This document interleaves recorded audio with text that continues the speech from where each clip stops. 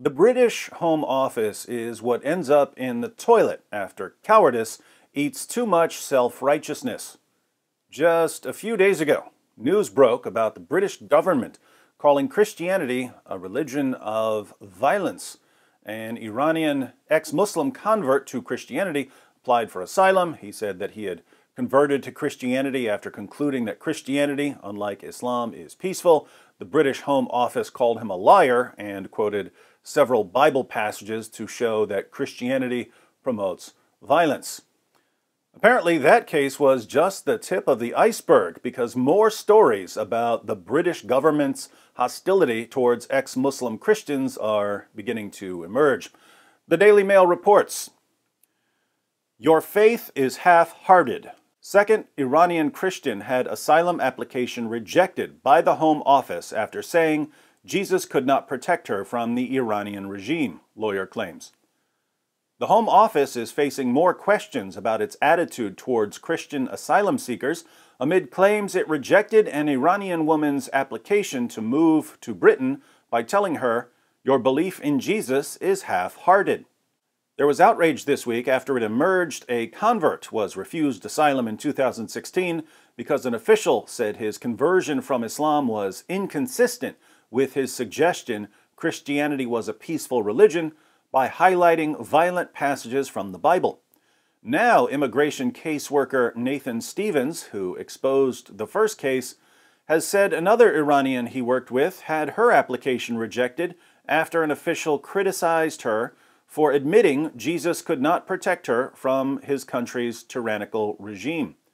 Mr. Stevens posted a comment from the refusal on Twitter, which read, "You affirmed in your AIR, asylum interview record, that Jesus is your savior, but then claimed that he would not be able to save you from the Iranian regime. It is therefore considered that you have no conviction in your faith and your belief in Jesus is half-hearted." Think about what the British Home Office is saying here.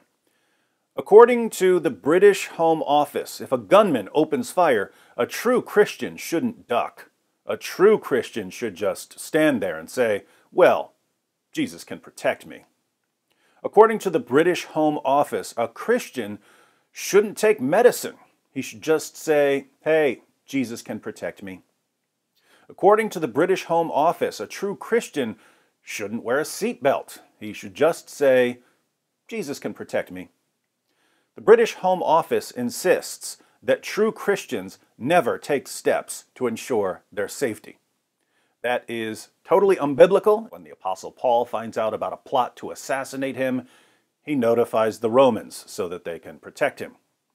But the British government says that a former Muslim isn't a true Christian because she's asking for asylum. The woman, who wanted to remain anonymous, spoke on BBC Radio 4 this morning.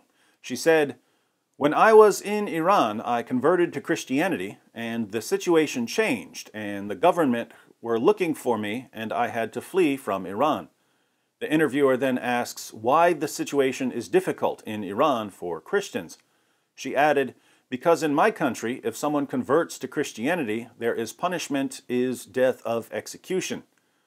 On the asylum process, she says, "At first, when I applied for asylum, the person who interviewed me was a very young and inexperienced person.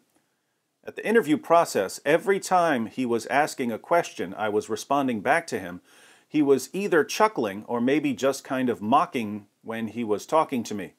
For instance, he asked me why Jesus didn't help you from the Iranian regime or Iranian authorities. He was trying to tell me that, or maybe just claim that I'm not a real Christian and he does not believe in my faith, or maybe my faith is just half-hearted. That's what he was trying to show me. I don't think that he was treating me fairly or was not giving the decision fairly and not understanding my faith and myself and how I talked about Jesus." So, a Muslim woman converts to Christianity in Iran. She wants to flee to the West so that she can have religious freedom, but she's told by the British government that she's not a real Christian because she wants religious freedom. Can you even imagine the British Home Office responding to Muslim asylum seekers this way? Can you even imagine the British Home Office saying, "Oh, you're a Muslim and you want asylum in the UK because you're from a sect of Islam that's being persecuted by another sect of Islam? Well, I guess you don't have much faith in Allah, you fake Muslim coward." That will never happen because the British Home Office bends over backwards to protect Muslims who are being persecuted by other Muslims, but mocks ex-Muslims who are being persecuted by Muslims. Congratulations, Great Britain. You've got my vote for this week's worst country in the world.